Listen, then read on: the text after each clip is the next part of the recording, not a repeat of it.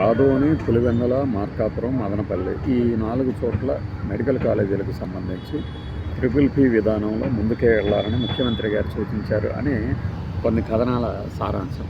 అయితే ఆదోనికి ఒక్కదానికి కిమ్స్ హాస్పిటల్ దాదాపుగా టెండర్ ఖరారు చేసుకున్నది అనేది బయట వినిపిస్తున్నటువంటి టాక్. నిజంగానే కిమ్స్ ఆదోనిని తీసుకుంటుందా, లేదంటే ఇంకా బిడ్డర్లు అవి ఒక విషయం అర్థం కానిది ఏంటంటే, బిడ్డర్లు కొన్ని నిబంధనల్ని షరతులు సడలించాలని అడగటం ఏంటో నాకు అర్థం కాలేదు. ఇప్పుడు కన్సార్టియం అంటే 2-3 సంస్థలు కలిసి ఒక బిడ్ వేయటం, దాంట్లో 2 కాదు 3 సంస్థలను చేర్చుకోవాలి అంటున్నారట. అంటే మన దగ్గర చట్టాలు అయినప్పుడు ఎందుకు టెండర్ వేయటము అంటే ఏదో రకంగా దక్కించుకోవాలనే. ఏ బిడ్డర్ అడిగాడు, ఆ అడిగిన బిడ్డరు నిజంగానే రేపు 2-3 భాగస్వాములను చేర్చుకొని ఈ టెండర్ ప్రక్రియలో గెలుచుకుంటాడా?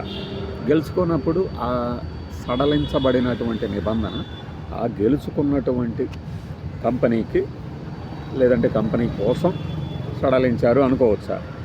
సరే, టెండర్ నిబంధనల్ని ఎవరి అభ్యర్థనల మేరకు సవరించారు అని ఆ లడ్డు వ్యవహారంలో అడిగారు కదా. టెండర్ నిబంధనలను ఎవడు సవరించారు. ఫస్ట్ టెండర్లో నిబంధనలు పెడతారు, నిబంధనల ప్రకారం తీసుకుంటారు. ఆ నిబంధనలు ముందే మనకు కావాల్సిన వాళ్ళకి అనుకూలంగా తయారు చేస్తారు అనేది ఎక్కువ మంది చెప్పే ఆరోపణ. ఆ కోణంలో చూసినప్పుడు ఈ పీపుల్స్, పబ్లిక్, ప్రైవేటు పార్ట్నర్షిప్లో ఏ నిబంధనల్ని సడలించాలని ఈ పాల్గొన్నటువంటి సంస్థలు అడిగాయి, ఏ సంస్థలు పాల్గొన్నాయి, వీటి మీద క్లారిటీ రావాలి కదా. ఆదోని అంటే ముందు వచ్చిన వాళ్ళకి ముందు అన్న పద్ధతిలో ముందుకు వెళ్ళిపోవాలని చెప్పి సూచించారంట.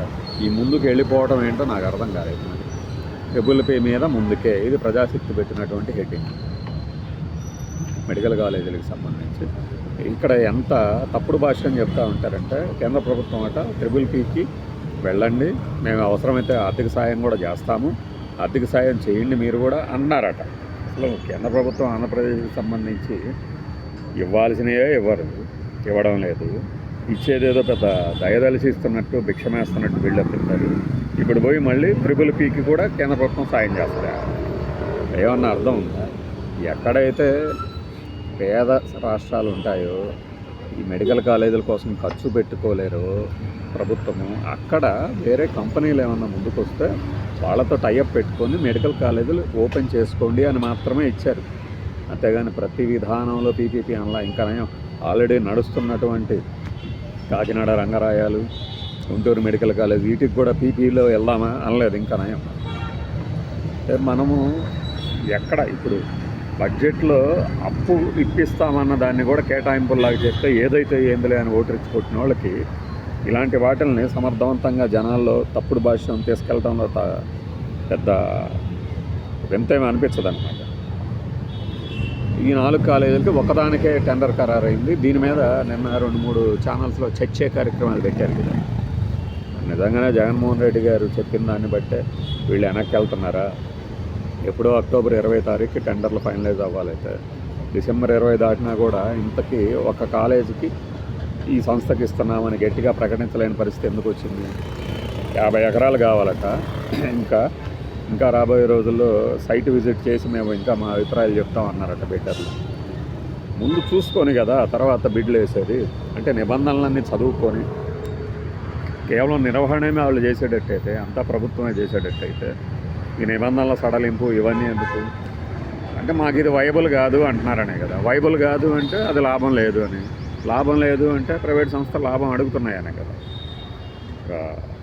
పెద్ద పదాలు వాడితే అర్థం కావు, లేదు ఇది చాలా టెక్నికల్ వ్యవహారం అనుకోవాలన్నట్టు. వైబిలిటీ గ్యాప్ ఫండింగ్, దాని అర్థం ఏంటంటే ఈ ప్రాజెక్టు తర్వాత లాభం వస్తుంది కానీ ముందు రాదు, కాబట్టి ఆ గ్యాప్ను ఫిల్ చేయడానికి ముందే డబ్బులు ఇవ్వటం ఏంటి వైబిలిటీ గ్యాప్ ఫండింగ్? ప్రభుత్వ ఆధ్వర్యంలో అంటేనేమో మనం నడుపుకోలేము, మన దగ్గర అంత ఆదాయం లేదు. మరీ ఎంత బేద పలుకులు పలికితే ఎట్లా? ఇంకా నయం గ్రామాల్లో కూడా టోల్ గేట్లు పెట్టి టోల్ వసూలు చేయాలన్నారు కదా. అలానే వీటికి కూడా ₹1 సెస్ చేసి తీసుకోవచ్చు కదా ఒక నెలలో.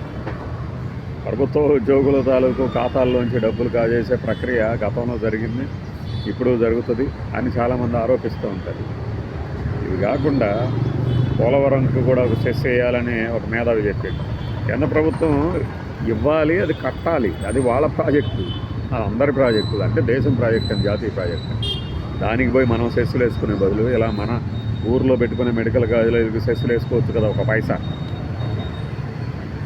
వాళ్ళకి ఆలోచిస్తే ఆలోచనలు రాకేం కాదు.